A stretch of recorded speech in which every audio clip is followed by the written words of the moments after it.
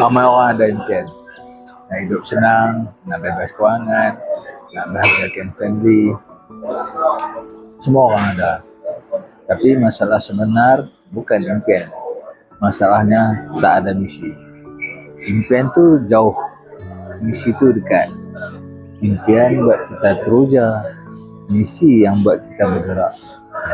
Sebab tanpa misi, impian cuma tinggal angan-angan.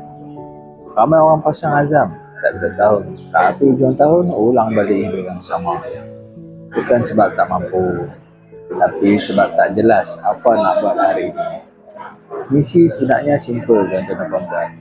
Apa satu langkah kecil yang kau boleh buat dari ini untuk dekatkan diri dengan hidup yang kau nak. Tak perlu tunggu sempurna, tak perlu tunggu ada masa. Mula dulu, sebab orang yang ada misi ni dia jalan sendiri walaupun pelan, dan akhirnya dia sampai.